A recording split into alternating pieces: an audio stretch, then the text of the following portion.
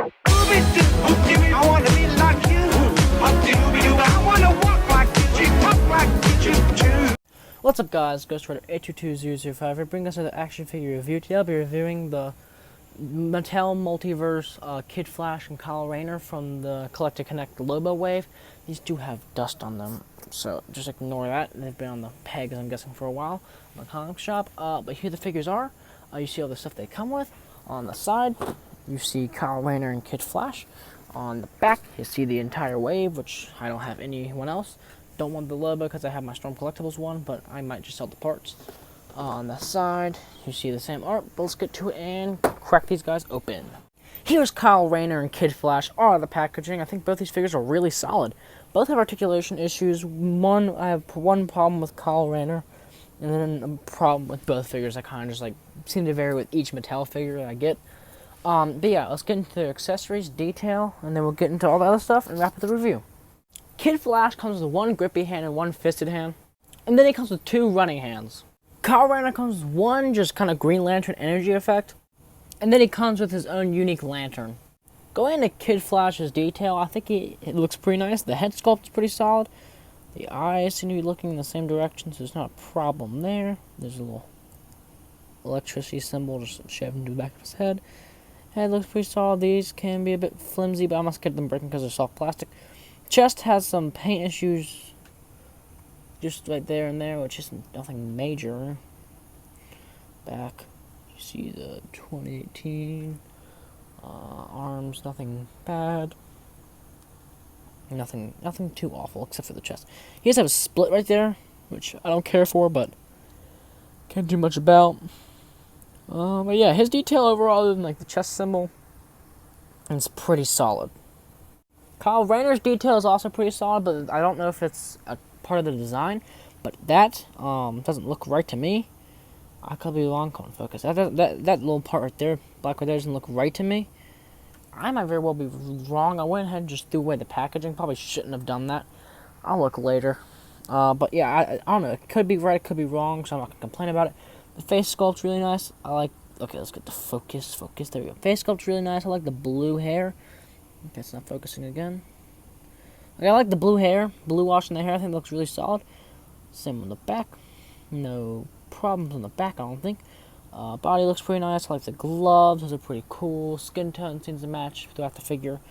Boots look nice and solid. The back's kind of plain, but that's alright. Yeah, that's really all. Come on, try to focus again. That's really all of Kyle Rayner's detail. Going into Kid Flash articulation, this is where I had the main problem with the figure, and it's right here. He doesn't look up at all. Not even the tiniest bit. I can't get him to look up at the slightest. He looks up about that much. That's about it. Alright, so I think for our speedster, he should be able to look up a ton more, and he just can't do it. He looks down decent amount, which is alright. He can look all the way around, just rotates around. If you hear that thing going off, I'm sorry. He does not have any neck pivot at all. Arms move outward all of the way, which I really do like. That's Heil, so I'm sorry for making that joke. Arms move forward about that much, backwards about that much. Biceps swivel, single jointed elbows, which only bend in about 90, I'd say. Nothing terrible, but I do wish it would bend in at least a little more than 90. Wrist swivel, hinges down and up. Going into ab articulation, he crunches forward about that much. Back about, only about that much. Swivels at the waist, kicks forward about that much. Backwards, not really at all. Does better than Spider-Man spread. Hit the camera, sorry. Thigh cut, double joint knees that don't bend a ton, but it's okay. Ankles move down, up, and he has ankle pivot, which I really do like. Going into Kyle Rayner's articulation, there are two problems. Same thing with the Kid Flash. He only looks up about that much. I mean, I can get him looking up more, but it just goes back down. So he only looks up by himself about that much. He will look down a decent amount, not as good as Kid Flash per se, but it's better than nothing. His head will swivel all the way around. Not really any neck pivot, which is unfortunate. Arms do move outward about that much. Downward all the way. He can go forward. He can go backwards. Actually can go all the way around. Arms have a bicep swivel. single jointed elbow right there, which, you know, again, wish was more, and I'd be careful because I don't think it will snap, but there is a small chance that it might, so I'd be careful when moving the joint just so you don't accidentally break it.